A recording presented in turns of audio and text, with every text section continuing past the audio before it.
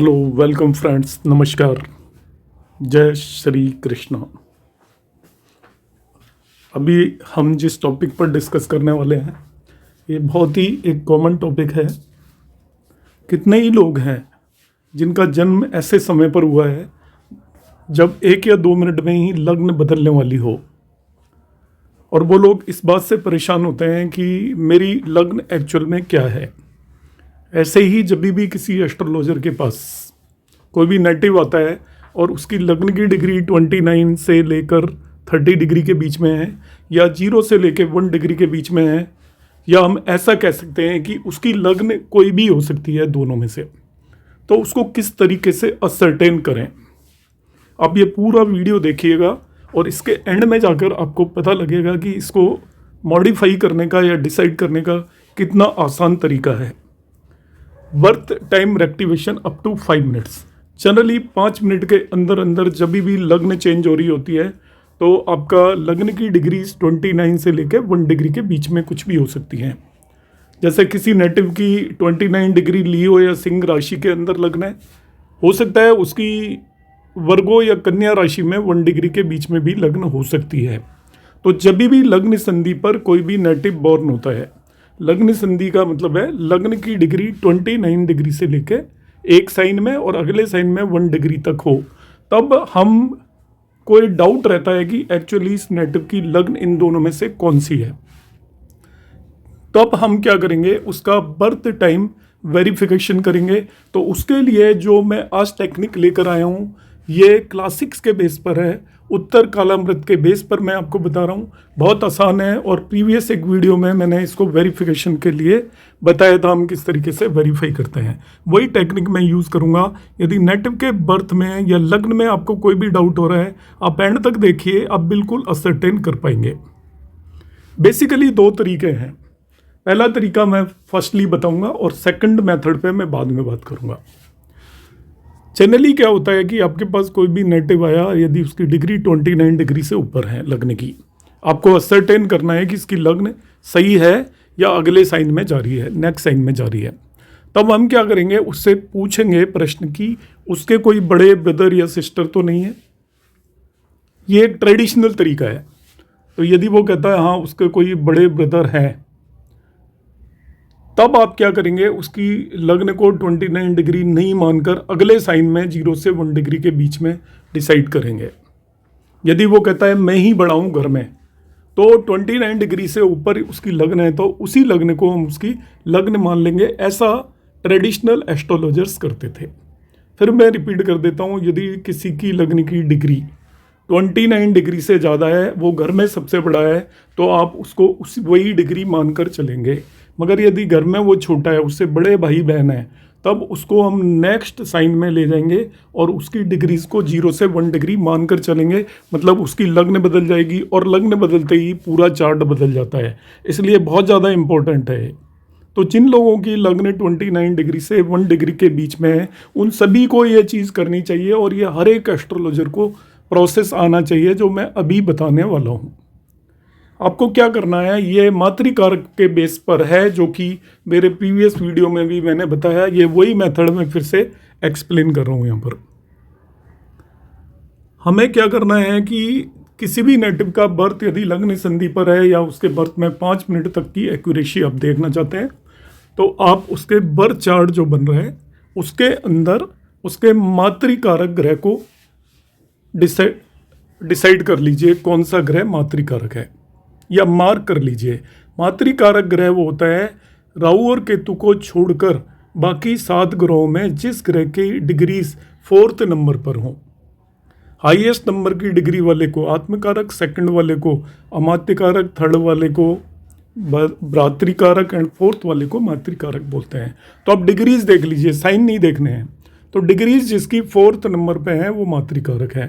तो ये रूल क्या है कि जो मातृकारक है उसका D24 चार्ट में, जैसे हम एजुकेशन के लिए देखते हैं, D24 चार्ट के 5th हाउस और 5th लॉर्ड से किसी भी तरीके का एस्पेक्ट, प्लेसमेंट, कंजंक्शन का रिलेशन बन रहा हो, किसी भी तरीके का है, मेरे पास जब मैंने प्रीवियस वीडियो डाला था तो बहुत क्वेश्चन आए थे, रिपीट हो गए। किसी भी तरीके का कनेक्शन यदि मातृकारक का D24 चार्ट में फिफ्थ हाउस या फिफ्थ लॉर्ड से एस्पेक्ट मीन्स दृष्टि, कंजंक्शन मीन्स युति, या प्लेसमेंट मीन्स वहाँ पे वो प्लेस्ड हो, इनमें से कोई भी कनेक्शन बन रहा हो तो वो आप उसे करेक्ट मानेंगे, और नहीं बन रहा हो तब आप उसमें थोड़ा बहुत 1-2 मिनट आगे या पीछे करके देखेंगे। जब कनेक्शन बन जाता है तो आप समझेंगे ये कुंडली सही हो चुकी है। अब मैं यहाँ पर एक एग्जांपल बताता हूँ आपको।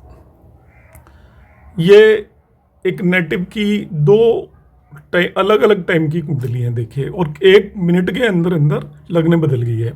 ये 8:40 AM पर है और लग्न इसकी टॉरस हो गई 15 मिनट्स, और यदि इसका हम बर्थ टाइम 8:39 मानते हैं तो लग्न एरीज होगी, मतलब मेष राशि की लग्न होगी 29 डिग्री 59 मिनट्स। तो देखिए विद इन 1 मिनट लग्न बदल गई है। अब इस नेटिव की लग्न हम कौन सी माने, इस पर इसकी पूरी कुंडली या उसका एस्ट्रोलॉजिकल एनालिसिस डिपेंड करेगा। यदि मैं इसको मान लेता हूं तो कुछ और ही आएगा। इसके देखिए लग्न में राहु आ गया, और इसको मान लेता हूं तो इसके 12वें भाव में राहु आ गया। इसकी लग्न भी बदल गई, लग्न इसकी पोजीशन भी बदल गई। तो कुंडली एनालिसिस करेंगे तो इसके बारे में हम कुछ भी नहीं बता सकते। तो क्या इसे हम ऐसे ही छोड़ देंगे, या इनमें से कोई भी कुंडली मान के कुछ भी बताते रहेंगे? तो ऐसा हम नहीं कर सकते। तो इसका क्या रेमेडी है, तो उस रेमेडी को ध्यान से सुन लो। अब आपको मेरा केस समझ में आ गया होगा कि मैं क्या बताना चाह रहा हूं।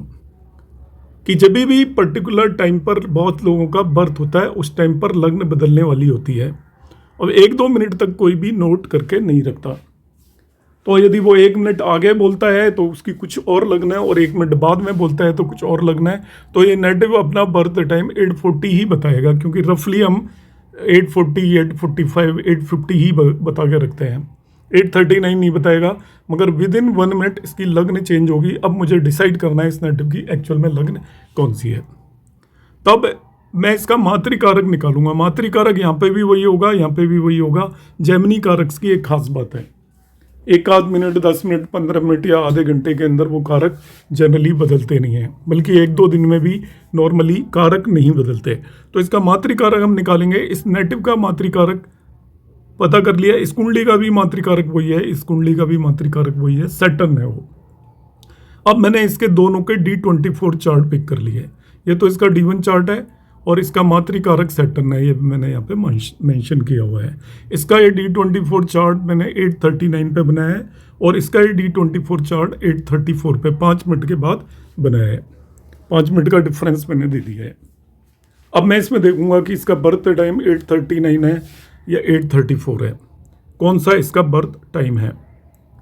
तब हम क्या देखते हैं कि यहाँ पे 8:39 पर जब मैं इसका देखता हूँ तो मातृकारक इसके सैटर्न का, ये 5th हाउस से, 5th हाउस का लॉर्ड 5th हाउस में ही बैठा है। तो ये मातृकारक नहीं, तो ये 5th हाउस को आप देखिए एस्पेक्ट कर रहा है। शनि की 3, 7 और 10 एस्पेक्ट होती है, और लॉर्ड भी यही है, उसको भी एस्पेक्ट नहीं कर रहा है।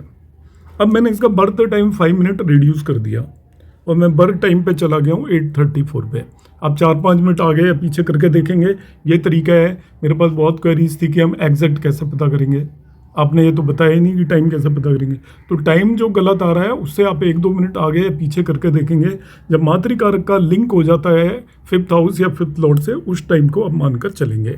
तो यहाँ पर आप देखिए, ये मैंने इसको 8:34 टाइम किया, इसका 5 मिनट पीछे कर दिया जो इस नेटिव ने मुझे बताया था। अब देखिए इसका जो मातृकारक तो सैटर्न ही है, मगर 5th हाउस के अंदर 7 साइन आ गया है, लिब्रा, जिसका लॉर्ड वीनस है। अब ये देखिए वीनस और सैटर्न एक दूसरे को देख रहे हैं।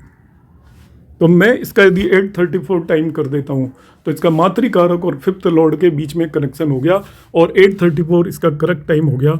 इस तरीके से हम किसी भी नेटिव का लग्न संधि पे जिसका बर्थ हो रहा है उसका टाइम एक्यूरेट करेक्ट कर सकते हैं। बाकी केसेस में उतना फर्क नहीं पड़ेगा, डिविजनल चार्ट में फर्क पड़ेगा, मगर लग्न संधि पे जिन भी नेटिव का बर्थ हो रहा है उनका बर्थ टाइम आपको जरूर वेरीफाई करना है, क्योंकि उनकी लग्न 1 मिनट के अंदर, 2 मिनट के अंदर ही बदल रही है, और इतना एक्यूरेट कोई भी टाइम नोट नहीं करता। तो मेरा एक कंसेप्ट आप ध्यान से समझेंगे। आई होप आपको मेरा ये यूज़फुल लगेगा वीडियो, और यदि आपको पसंद आए तो आप लाइक और शेयर भी कर सकते हैं। चैनल आपने अभी तक सब्सक्राइब नहीं किया है तो सब्सक्राइब करें। ऐसी ही मैं नई नई चीज़ें आपके सामने प्रस्तुत करता रहूँगा। आप लोगों का बहुत बहुत धन्यवाद। जय श्री कृष्णा, नमस्कार।